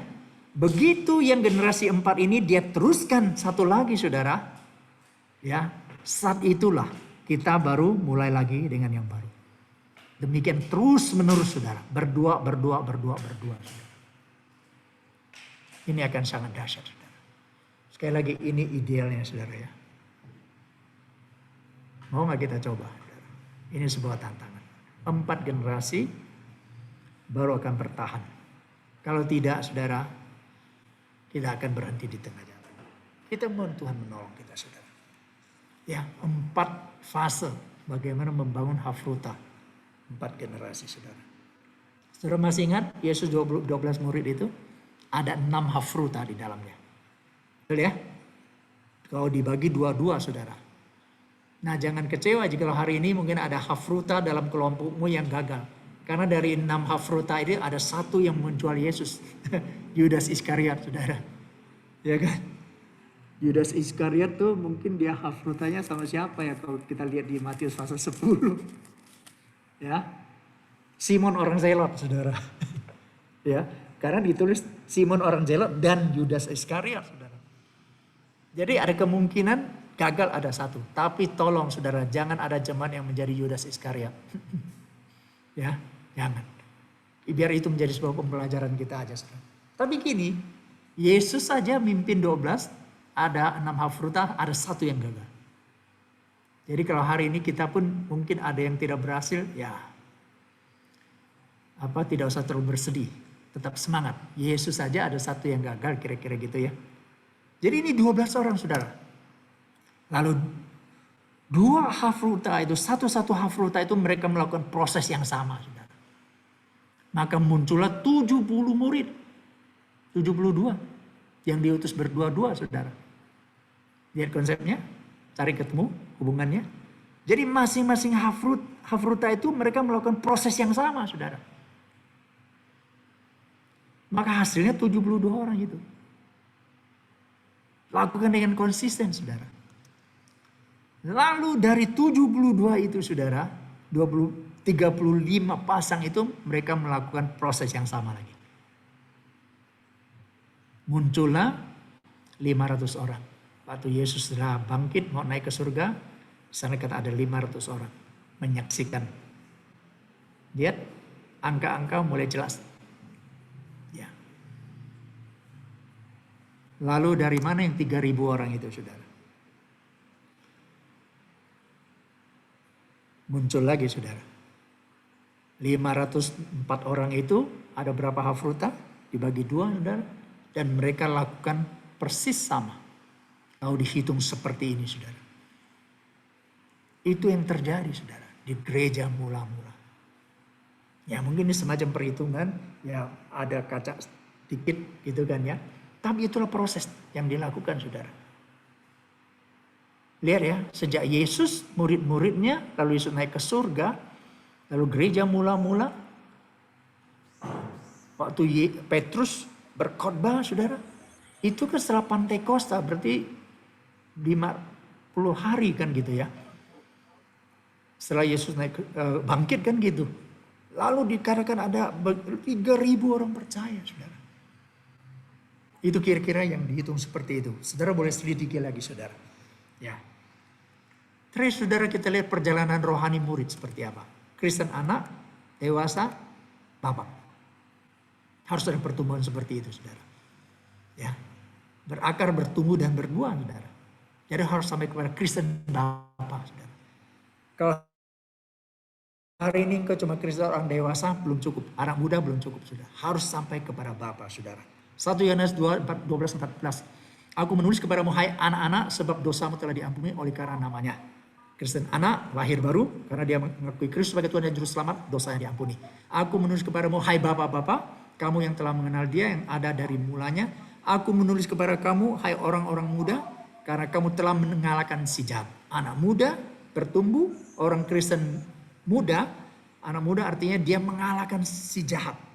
Ya, tidak terbelenggu, terikat dengan dosa.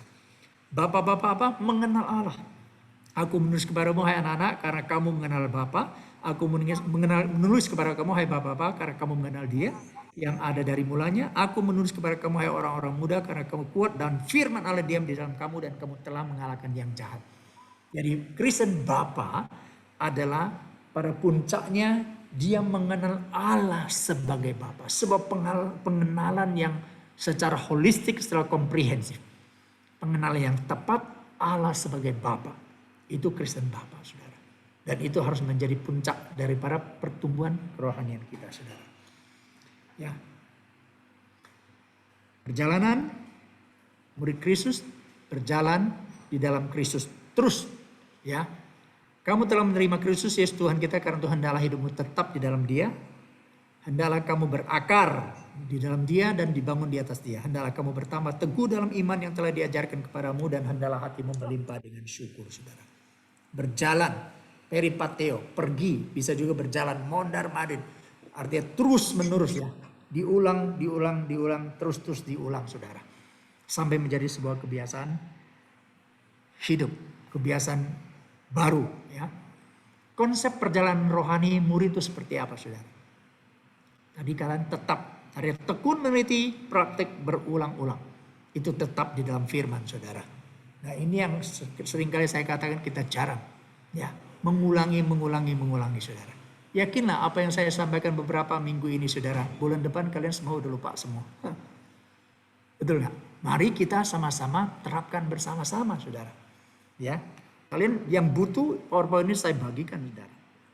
Ya. Konsep perjalanan rohani murid seperti apa? Bukan linear, saudara. Ya. Kalau konsep sejarah, iya, saudara. Tapi pertumbuhan rohani tidak. Konsep sejarah linear ada mulai, ada akhir. Kesudahan zaman, itu pasti. Tapi pertumbuhan rohani tidak seperti itu, saudara. Dia bersifat spiral, saudara. Artinya dia akan kembali lagi ke sana. Memulai lagi, mengulang lagi, saudara. Akhirnya makin lama, makin tinggi, makin lama, makin tinggi. Ibarat kalau naik gunung, cara begini lebih gampang apa langsung lurus ke atas, saudara. Ya lurus ke atas kita susah naik tinggi, kan. Tapi kalau caranya begini, saudara, kita akan sampai ke puncak, betul? Jadi banyak hal yang harus kita mengulang lagi, saudara. Kita ulang lagi, saudara. Kita lakukan. Dan pemuridan itu harus sesuatu yang terus diulang, saudara. Pelipat gandaan, multiplikasi itu adalah pengulangan, saudara. Apa yang kau alami, kamu mentoring orang lain, sehingga dia mengalami hal yang sama, lalu dia mengajarkan hal-hal yang sama lagi kepada orang lain, saudara. Pengalamanmu bersama dengan Kristus, seperti yang kamu sharekan, gitu kan ya. Lalu mereka mengalami Kristus juga, lalu mereka sharekan lagi kepada orang lain, saudara. Diulang-ulang terus. Jadi seperti spiral ini akan terus naik, Kiranya Tuhan menolong kita, saudara. Ya, jadi sesi ini sampai di sini. Baik, kita masih ada sedikit waktu, ya. Ada saudara, Bapak Ibu yang mau bertanya atau mau meresponin enggak? Sebelum saya tutup di dalam doa. Ada tidak? Ada yang merasa ini sesuatu yang baru? Ataukah ada yang berkata, oh ini agak sulit? Atau gimana? Ada yang mau meresponi? Ada yang mau bertanya? Silakan. Ada nggak? Boleh saya tanya? Silakan Pak Redo. Apakah yang dimaksudkan hafruta itu juga bisa disebut kalau untuk sekarang ini dengan kelompok tumbuh bersama? Kan hafruta itu kan persahabatan di dalam belajar bersama, memperdalam bersama. Apakah itu sama dengan kelompok tumbuh bersama yang juga ada di dalam kelompok-kelompok tertentu? Ya. Kalau untuk pemuritan itu kan harus ada yang menjadi mentor di dalam memuridkan, karena memuridkan mereka yang untuk menjadi disciple itu kan harus ada yang menjadi panutan atau yang menuntun. Kalau dengan care group ini, apakah itu bisa sungguh-sungguh menjamin atau bisa malah menjadi bumerang? Karena yang dibicarakan di dalam kelompok CG itu mungkin tidak menjadi ada pada pokoknya dan tidak menjadi pertumbuhan rohani secara pribadi dari anggota-anggota kelompok itu. Mungkin cuma itu aja saya ingin tanyakan dan saya tambahkan. Terima kasih. Baik, Pak Redo, thank you untuk pertanyaannya sangat luar biasa begitu ya. Dalam arti tertentu sama dengan KTB, tapi ingat jumlah harus dibatasi. Hafruta selalu berbicara 2 atau 3 orang. Karena persahabatannya sesungguhnya kita nggak mungkin bersahabat dengan banyak orang, kan gitu ya. Itu hal yang pertama dulu. Jadi tolong jumlah harus dibatasi. Itu, jumlah dibatasi. Itu yang pertama. Terus yang kedua tadi ingat ada hafruta perintis. Masih ingat tadi gambar itu ada saraf hafruta perintis. Jadi berarti tetap harus ada yang mengarahkan, Pak. Ya kalau di dalam Tuhan Yesus ya berarti Yesus sendiri, ya kan? Dia memuridkan 6 hafruta itu. Jadi tetap ada yang harus mengarahkan di situ. Gitu loh, Pak. Supaya tidak menyeleweng kemana-mana, begitu kan ya? Nah, yang ketiga adalah gini. Tadi misalnya jadi bumerang atau apa hal-hal yang dibicarakan, maka saudara, maka tadi saya katakan jumlah penting, persahabatan penting, saudara. Berarti di sini ada satu asumsi yang harus dipegang dengan baik, itu kerahasiaan, saudara. Berarti sahabat kan saya hanya bisa bicara dengan kamu dan kamu nggak boleh bicarakan kepada orang lain kan gitu ya.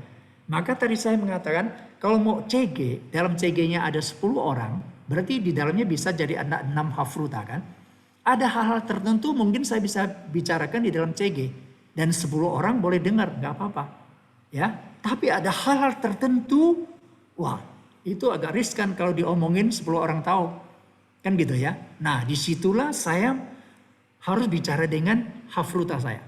Dengan sahabat saya itu supaya apa? Supaya saya ditolong, supaya saya bertumbuh gitu loh, supaya saya dijaga, supaya saya didoakan.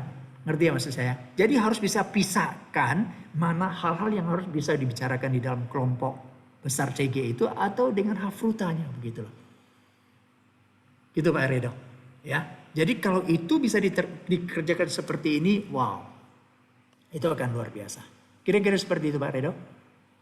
Cukup jelas? Nah, makasih. Oke, ada lagi yang lain?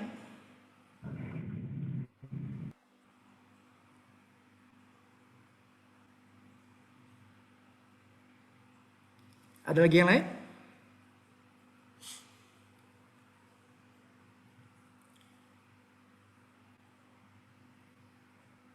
Jadi hafruta itu artinya pertemanan, persahabatan, sahabat gitu. Apa yang namanya sahabat sih gitu kan ya? Saya kira setiap kita pasti ada sahabat. Betul ya? Bangunlah satu hafruta dengan dia. Gitu loh. Kerahasiaan ini yang susah Pak Philip. Kadang-kadang kita bisa menjaga rahasia orang lain, tapi belum tentu yang kita ajak ngomong-ngomong itu bisa menjaga rahasia kita, itu yang susah. Bukan nanti malah rahasia saya dipegang dia, nanti disebar-sebarkan, malah jadi mukul saya sendiri. Iya. Maka tadi saya katakan ini menjadi sebuah premis ya, menjadi sebuah kesepakatan bersama yang harus kudu dipegang. Dengan dasar persahabatan Bu tadi. Kalau bukan sahabat kamu nggak berani dong cerita sama dia. Tapi kalau sahabat kan beda toh. Jadi asumsinya di situ adalah premis dasarnya adalah sahabat dan sahabat baik begitu loh. Itu. Nah saya tahu ini tidak gampang karena kita pasti banyak punya kekhawatiran gitu kan ya. Apalagi punya trauma. Kehidupan gereja seringkali ada masalah karena gosip kayak gini-gini. Terus terang kalau kita mau jalankan pemuridan kita harus keras dalam hal ini. Artinya jemaat harus ditegur gitu loh. Belajar dewasa, tidak boleh gosip, tidak boleh fitnah, tidak boleh ceritakan sembarangan dan sebagainya. Itu harus keras. Kalau enggak jalan terus terang. Kalau enggak jalan mau apa? Ya sama-sama enggak akan bertumbuh kan gitu. Ngerti ya? Jadi memang itu menjadi kekhawatiran Bu. Tapi dasar yang kita bicarakan di sini adalah apa? Persahabatan. Sahabat baik begitu. Gitu loh, ya. Jadi gini, itu kan butuh waktu ya. Butuh waktu. Butuh waktu dan kita minta komitmen. Minta komitmen. Dan begini, saudara-saudara sekalian, kalau kerohanian seseorang makin dewasa, makin bertumbuh, kan semua itu harus dididik ya. Makin bertumbuh, makin dewasa, dia harusnya makin ngerti. Gitu loh. Nggak boleh ngomongin orang, nggak boleh bocorin. Itu kan seturut dengan pertumbuhan kerohaniannya kan gitu. Jadi bukannya sama sekali tidak ada harapan. Tapi kalau pertumbuhan kerohaniannya makin besar, makin baik gitu ya. Nah seturut dengan pertumbuhan rohaninya dia harus belajar juga gitu loh. Kalau enggak, teman-teman gini loh, kamu kasih aku pilihan lain. Ada nggak pemuridan yang bisa lebih efektif? Satu ngajar di kelas gitu, yang kita perhatikan, aduh kali ini datang nggak ya, besok datang lagi nggak, pusing kita. Tapi kalau berdua, ya. Oke, ini ada yang bertanya, kalau tidak ada sahabat di gereja gimana? Ibu atau bapak ini sudah berapa lama di sini gitu ya.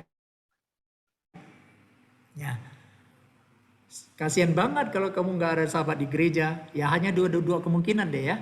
Kemungkinan pertama, bapak ibu yang tidak punya sahabat tidak mencari, tidak membuka diri untuk menjadi sahabat orang lain. Yang kedua, ya mungkin dari pihak kita gereja yang kurang memperhatikan. Gitu kan ya. Mulai sekarang berdoa, Bu. Atau Pak. Oh ini Jenny ya, oke. Doakan.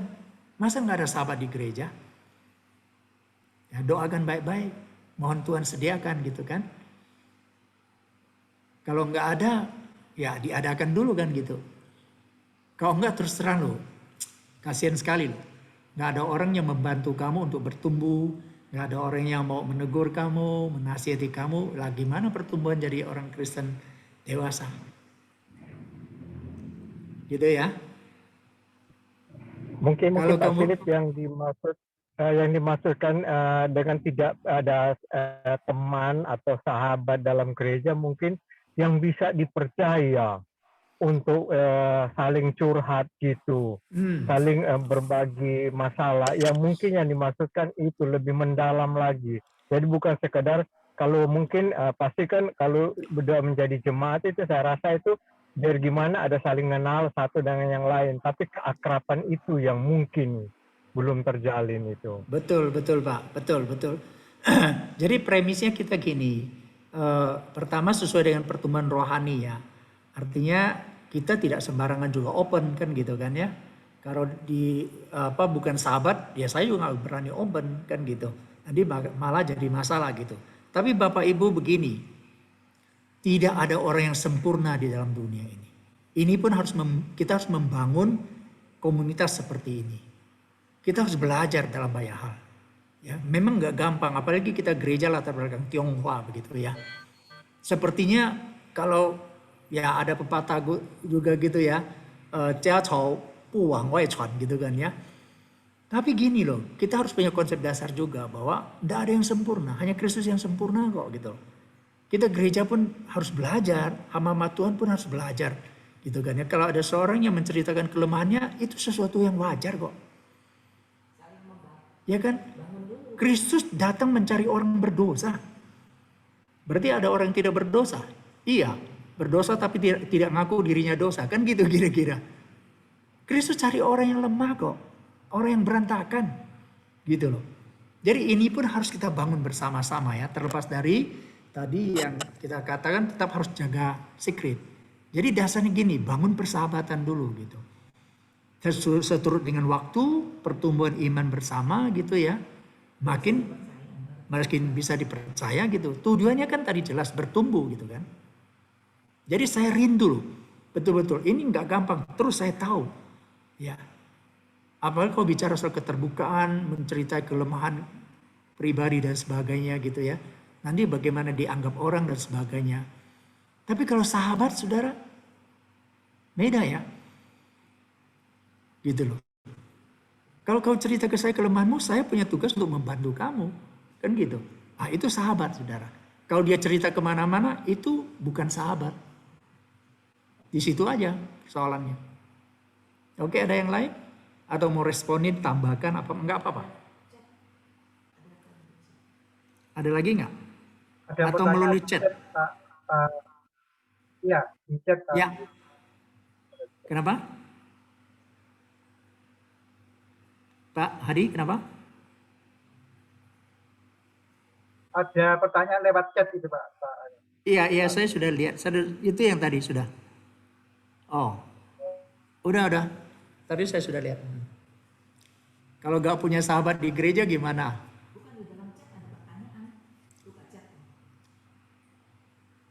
Saya sudah baca chat. Ya, ada lagi nggak?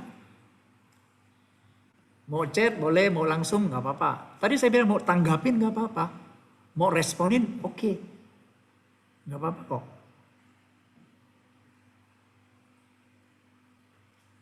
Atau ada bagian mana yang kayaknya kurang ngerti, supaya saya make sure apa yang saya sampaikan ditangkap bulat.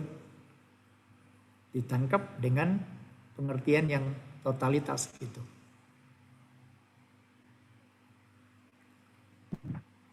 Setiap kita pasti ada. Oke, Pak Rido. Maaf Silakan Pak. saya terlalu banyak Nggak apa-apa. Nggak apa-apa. Karena saya itu sepertinya mungkin konsep berpikir saya itu belum sampai sedalam yang dijelaskan oleh Pak Philip ya. Karena saya berpikir kalau yang disampaikan Pak Philip itu Hapruta itu dengan pemuritan itu saya rasa itu kok sepertinya agak berbeda gitu ya. Karena kalau pemuritan itu kan dari satu memuridkan dan memuridkan dan memuridkan. Karena yang dimaksudkan kalau dilihat di dalam firman Tuhan itu yang menjadi murid Yesus itu kan bukan student tapi disciple kan. Berarti dia itu bukan hanya murid di dalam belajar tentang apa yang diajarkan, tetapi juga mengikuti teladan yang diberikan oleh orang yang mengajar dia gitu. Ya. Sedangkan kalau Hapruta itu kan adalah satu kelompok yang bagaimana kita bisa belajar bersama, kita bisa bertumbuh bersama, dan kita bisa semakin dekat secara pribadi satu dengan yang lain, sehingga kita bisa saling menceritakan masalah pribadi sampai ke tahap itu. Ya.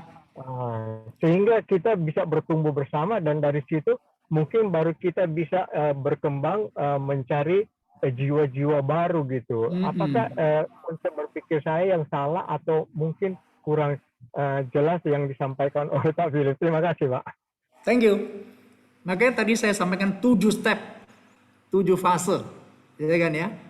Fase pertama adalah berdua ini dulu kan gitu, bangun Hapruta. Jadi pemuridan melalui pola pemuridan Yesus itu dia mengadop sistem orang Yahudi seperti itu dan terbukti memang luar biasa kan gitu. Dan sampai sekarang pun beberapa gereja melakukannya, gitu loh. Jadi saya sampaikan ini ada sebuah cara metode seperti itu dan tetap memuridkan kan setelah ada seseorang memuridkan kamu lalu bangun hubungan seperti itu, lalu Hapruta menghasilkan Hapruta lain. Nah, itu pemuridan pelipat gandaan terjadi begitu, Pak. Ya, pelipat gandaan di situ terjadi dan itu harus sampai ke 4 generasi seperti itu. Jadi pemuridan bukan saya jadi murid selamanya, tidak berhenti di situ. Pemuridan saya jadi murid dan saya harus memuridkan orang lain. Saya menjadi murid di dalam Hapruta, kemudian saya memuridkan orang lain lagi dan bentuk Hapruta lagi dengan metode sistem seperti ini, gitu loh. Jadi kita tidak bicara dalam kelompok besar, Pak. Tidak satu orang muridkan 10 orang, tidak begitu. Ya, itu namanya kelompok kecil. Itu sebenarnya nggak gitu efektif lah. Kan saya sudah berkali-kali tekankan pemuridan bicara soal hidup. Perubahan hidup yang nyata. Bukan hanya transfer knowledge kan ya. Tapi transfer life. Gitu loh. Itu yang harus kalau cuma transfer knowledge nggak akan bertahan terus terang. Dan kita akan susah. Tapi kalau sudah masuk ke dalam kehidupan saudara. Dan dia menjadi teman, sahabat yang baik, akhirnya bisa bertumbuh bersama. Dan itu akan terus lipat gandakan saudara. Wah, itu akan menjadi sesuatu yang luar biasa. Kira-kira gitu Pak Rido. Bisa saya tambahkan sedikit, Pak? Boleh? Karena kalau dengan pola begitu, sedangkan untuk di dalam maksudnya itu dari Hapruta itu pemuritan dan juga membentuk kayak Hapruta antara 2 orang atau paling banyak 3 orang itu adalah untuk sebelum kan berkembang itu atau memuridkan yang lain itu kan kelompok mereka secara pribadi ini harus bertumbuh di dalam pengenalan akan firman Tuhan secara jelas. Ya. Sehingga pada waktu dia untuk memuridkan yang lain adalah bukan juga hanya sekedar ada orang Kristen, tetapi juga kan untuk boleh memenangkan jiwa baru dan dimuridkan orang-orang tersebut. Berarti kan di dalam Hapruta itu kita juga harus mempersiapkan diri kita untuk menjadi orang yang benar-benar paham akan firman Tuhan, sehingga kalau ditanya kita bisa menjawab. Kalau kita cuma bilang Oh, nanti saya tanya lagi ke ini contoh atau ke mukse atau ke hamba Tuhan gitu ya. Itu nanti kan akhirnya putus di situ gitu. Nah, ini yang maksud saya itu untuk lebih bagusnya gitu. Terima kasih. Oke Pak Redo, thank you. Ini ya, jelas kita harus pemuridan dan penginjilan jalan ya. Tadi misalnya kalau ditanya kita nggak bisa jawab, Pak, kita harus kalau memang di luar batas kita untuk menjawab nggak bisa, kita harus jawab nggak bisa loh. Daripada salah jawab dan menyesatkan. Artinya ya, itu lebih baik. Artinya ya, saya akan jawab kamu, saya tanyakan dulu. Tanyakan kemana? Kepada mentor saya yang di atas itu, gitu loh. Makanya praktisnya memang harus seperti itu. Ada yang sebut sebagai hafruta perintis gitu loh. Ya, kan kita di sini juga ada hamba Tuhan begitu ya. Jadi ini terus akan dipantau gitu loh. Kalau bicara soal kebenaran dan sebagainya itu, ya itu kalau nggak bisa dijawab, bilang aja nggak bisa, nggak apa-apa. Gitu ya, pembinaan tetap jalan, ya pengajaran firman tetap jalan seperti itu gitu loh. Cuma kita bangun sistemnya sebagai hafruta persahabatan itu metode yang kita mau terapkan seperti itu. Kira-kira Pak. Oke, makasih Pak. Nah, hafruta membantu kita praktek firman. Kan tidak boleh dong sembarang ngajar, nggak boleh. Tetap kita akan mentoring, kita akan dampingin dalam pengajaran-pengajaran. Tapi di dalam membangun persahabatan, sharing hidup, saling menjaga, nah itu hanya bisa 2 orang itu. Kan hamba Tuhan nggak bisa cover semuanya.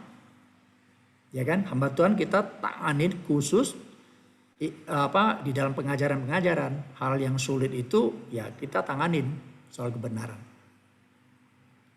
Gitu Pak. Karena kalau enggak wah bisa berantakan semua ya. Saya ngerti apa kegalauan atau kegelisahan Pak Redo gitu. Nah, kita tetap akan pantau itu dan akan diajar dengan baik. Tetap akan dibina dengan baik seperti itu. Oke, ada lagi?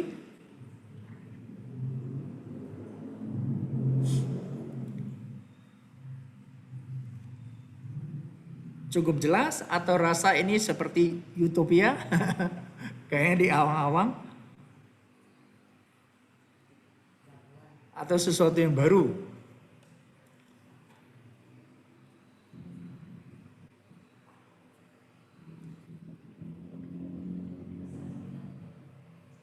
Saya harap Bapak Ibu tangkap maksud saya ya. Apa yang kita mau bicara tentang pemuridan itu tidak hanya bicara di kelas. Tidak hanya bicara soal bahan. Tidak. Harus lebih mendarat ke dalam kehidupan. Nah, salah satu metodenya bisa pakai hafruta seperti ini. Gitu. Jadi untuk, ya nanti lebih jelasnya di minggu yang akan datang. Pemuridan gereja lokal melalui CG yang ada di tempat kita. Nanti prakteknya seperti apa gitu. Terus isinya apa yang mau dilakukan boleh. Ada lagi?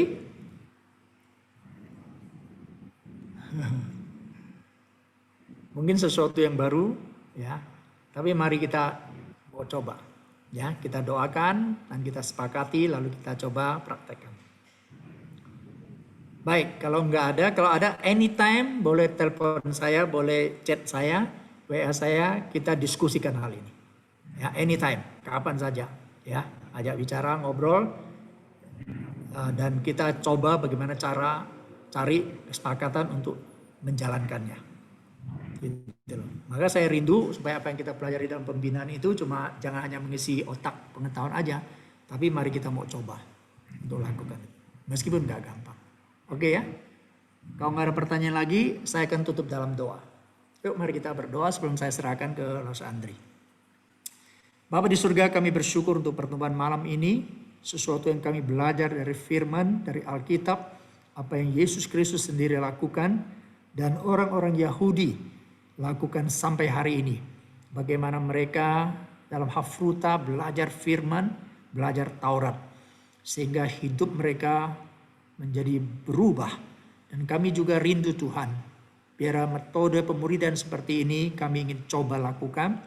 Beri kami kekuatan. Dan kami percaya dalam hidup kami mengikut Tuhan di Hosana. Ada sahabat-sahabat yang Tuhan sudah sediakan bagi kami. Biar mulai sekarang kami ingin mempraktekkan firman ya Tuhan. Sahabat kami adalah satu hafruta dengan kami. Dan kami mau bertumbuh bersama-sama. Kami mau sharing, kami mau terbuka, kami mau saling menjaga. Dan beri kami komitmen ya Tuhan. Supaya kami tidak suka untuk membicarakan rahasia orang lain. Tidak suka menyebar-nyebarkan gosip ataupun fitnah. Atau melakukan hal-hal yang tidak berkenan kepada Tuhan. Berikan kami hati komit yang bertanggung jawab langsung kepada Tuhan. Terima kasih, ini kerinduan kami. Sebab kami percaya Roh yang Kudus ada dalam hati kami, seturut dengan pertumbuhan kedewasaan rohani kami. Kami tahu apa yang harus kami lakukan, kami tahu bagaimana harus bersikap terhadap orang-orang yang mau terbuka dengan kami. Terima kasih Tuhan, berkati gerejamu, berkati setiap hamba Tuhan majelis dan setiap kami yang hadir. Biar kami terus dimotivasi, terus didorong untuk melakukan pemuridan di dalam hidup kami. Terpujilah nama Tuhan, dengar doa kami. Demi nama Tuhan Yesus kami berdoa. Amin. Baik, saya serahkan kembali.